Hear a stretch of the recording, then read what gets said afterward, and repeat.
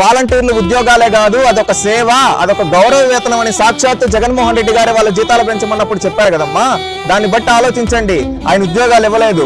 ఇంకొకటి కూడా నేను చెప్తున్నాను క్లారిటీగా, రాష్ట్రంలో చరిత్రలో ఎన్నడూ లేని విధంగా 34% మంది యువత ఈ రోజు నిరుద్యోగంతో ఆంధ్రప్రదేశ్ రాష్ట్రంలో బాధపడుతున్నారు. దానికి కారణం ఈ ముఖ్యమంత్రి కాదా? చంద్రబాబు నాయుడు గారు ఒకప్పుడు ప్రైవేట్ కంపెనీలు తీసుకొని వచ్చి, అదే విధంగా ప్రభుత్వ కంపెనీలు, అదే విధంగా డిఎస్సి ఇవన్నీ తీసుకొని వచ్చి ఆ రోజు ఉపాధి ఉద్యోగ అవకాశాలు కల్పించారు. ఎవరు? చంద్రబాబు నాయుడు గారు. ఆ రోజు కియా తీసుకొని వచ్చి అనంతపురంలో, అదే విధంగా కర్నూలులో తీసుకుంటే సోలార్ పార్క్ కావచ్చు, అదే విధంగా మెగా సీడ్ పార్క్ కావచ్చు, అదే విధంగా రామ్కో సిమెంట్ ఫ్యాక్టరీ కావచ్చు, ఇవన్నీ తెచ్చారు. అదే విధంగా కడప జిల్లాలో చిన్న తరహా పరిశ్రమలు అభివృద్ధి చేశారు. అదే విధంగా చిత్తూరు జిల్లాలో Celkon, carbon, Dixon, TCL, Zoho ఈ విధంగా చెప్పుకుంటే ఒక ఎలక్ట్రానిక్ హబ్ గా తయారు చేశాడు చిత్తూరు జిల్లాని. నెల్లూరు జిల్లాలో స్పెషల్ ఎకనామిక్ జోన్స్ పెట్టారు. అదే విధంగా ఒంగోలుకు సంబంధించి అక్కడ ఫార్మసీ డెవలప్ చేశాడు. అదే విధంగా గుంటూరు, కృష్ణా జిల్లాలో ఆ రోజు చంద్రబాబు నాయుడు గారు ఐటీని డెవలప్ చేయడం కావచ్చు, అదే విధంగా రాజధాని పరిసర ప్రాంతాల్లో అన్ని కంపెనీలు తీసుకొని వచ్చారు. అదే విధంగా గోదావరి జిల్లాలో ఆక్వాన్ డెవలప్ చేశారు. ఉత్తరాంధ్రలో తీసుకుంటే అక్కడ మత్స్యకారులు ఎక్కువ, వాళ్ళకి అండగా నిలబడి, వాళ్ళకు అదే విధంగా చేనేత రంగానికి అండగా నిలబడి, అదే విధంగా విశాఖపట్నంలో తీసుకుంటే మెటెక్ జోన్, ఇప్పుడు కరోనా సమయంలో